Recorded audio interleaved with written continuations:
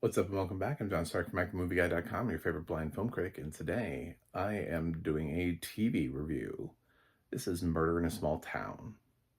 It is on Fox, also airs next day on Hulu. Um, it has audio description if you're willing to watch it live. If you're not willing to watch it live, it does not have audio description on Hulu. So sadly, I live in a modern age where we don't always watch TV live. Honestly, the ratings aren't even based on a live system anymore. They don't look at live ratings as being the predominant version for renewal or cancellation. Live plus 3 is usually what they like to look at because most people don't watch shows live. They also use Live plus 7 as a really good metric. So there are a bunch of different metrics that they look at in terms of how people watch shows. So they know people are watching it like next day on Hulu. And they're using that as a metric for this as well. So when you have audio description for only like one experience, I don't know how that helps your show. When you know that you have millions of people who watch it not live. So I waited and I watched the first and second episodes of Murder in a Small Town because I wanted to know how it was, how the formula was. Because there's two ways that this show could go, which is it could be exactly what it says it is, a murder in a small town, or it's just one murder in a small town, sort of like what The Killing Should Have Been, which is what a lot of streaming shows are now, where we focus on one murder throughout the course of a season, and then change it up to where maybe at the end of season 1 there's another murder and it's like, oh well, that would be season 2. Well, almost like Only Murders in the Building a little bit too. So it's not that. It's literally like a different murder in the second episode that's not related to the first one at all. So this small town is going to become like Law and Order, but its population isn't very big, so by season 5 everyone will be dead. It'll just be the cop and he'll be like, I'm terrible at my job. So yeah, I don't know. The formula is weird for me, but also as a blind critic looking at this without audio description, it's really hard to get through. The first episode less so because it was way more obvious like who the killer was in the first episode is just more about like what will happen, how are we going to do this, do we have the evidence, like we know who did it, like those kind of things. Like it was sort of interesting in how they approached it. The second episode became much more like episode of the week type stuff, like okay, so here's the inciting incident, here's the murder that results out of it, and now our cop has to figure out what's going on. And I didn't like the second episode as much as the first, and it kind of made me look at this and go, well, this is what's going to be the future of the show. It was hard to follow, because like when people die, you're like, who's dead? I have no idea. You just like, people are screaming and you're like, oh my God. And it's like, well, that doesn't help me. Like, who is it? How did they die? What did they look like? Like, did they get shot? Did they get stabbed? Did they get run over by a car? Like, I don't know. Like, I had no point of reference. So it's like you really have to pay attention to the dialogue, but not everything's revealed in dialogue because they're like, a lot of directors are like, well, I'm showing it to you. So do I have to always do expository dialogue? No, you don't, which is what audio description is for.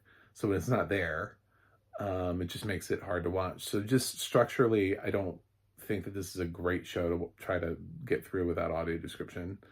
And I'm not a huge fan of procedurals. I usually tap out. I don't watch a lot of procedurals that don't have a lot of linear content. This does have a little bit of linear stuff. He's still like finding this new relationship that he was in the first episode. Like that still exists. But for the most part, it's a really thin connection. It's definitely like 3/4, if not more, feeling like a procedural, like where it's just like new information this episode, new characters, we haven't met before that are getting into a fight, and it leads to a situation. So, I just I'm not enthused. I don't know that it's the worst show. It's just not my kind of show. So for people who like procedurals, they'll probably like this. Fox has turned to a lot of this kind of thing, like Alert Missing Persons Unit, Accused. These are like right up Fox's alley, where they seem to want to be headed.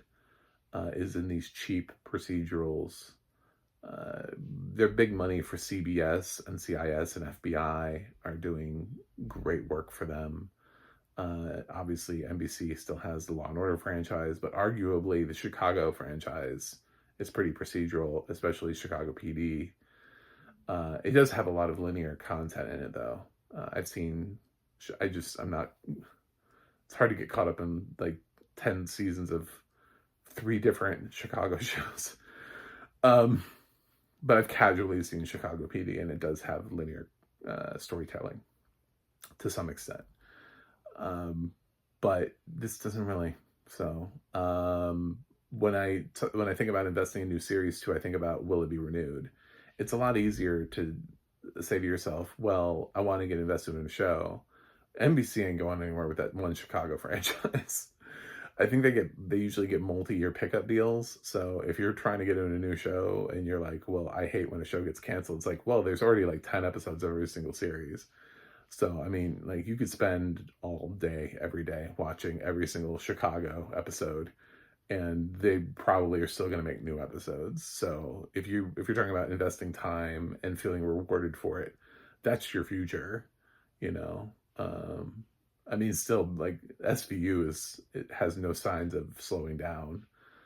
So you could probably start do the same thing there and watch like 20 seasons of SVU, 20 plus seasons of SVU, and get caught up. So there are ways of doing it. But when you start off a new series like this, you're like, oh, am I going to get invested? And then a show gets canceled. I don't feel like I want to follow this show and try to parse out the knowledge that I'm, and struggle without the audio description in order to get there. So I don't watch that many shows that don't have audio description. Very few. And this had a very strong chance of being kicked off my list because of lack of audio description. But I did watch 2 episodes. I gave it a shot. And that's it. I'm going to give Murder in a Small Town. I'm going to give it I'll give it a B- as a show, but also unwatchable from a blind person perspective. I can kind of see what it's doing, and I don't think what it's doing is necessarily bad from a critic perspective. So if you're sighted and you're like, well, I want to watch Murder in a Small Town, or you're blind and you're like, well, I'm willing to watch the show live, I think it's probably like a B-. I haven't heard the audio description, so I can't comment on that. But I'm going to say also unwatchable if you're not willing to watch it live. So it's getting 2 grades. I'm trying to be fair for both angles, because it's not like the show doesn't have audio description. Fox and Hulu just haven't figured out how to pass it through, which is a very typical thing for Fox programs. There are plenty of Fox programs that air live with audio description that nobody ever hears ever again. It's just like a one-time experience. Like, why are you bothering to create it if you're not going to use it? Like, what? Anyway. So lost viewership opportunities is what I would say. Anyway, thanks for watching. Thanks for subscribing. I'll see you guys on the other side.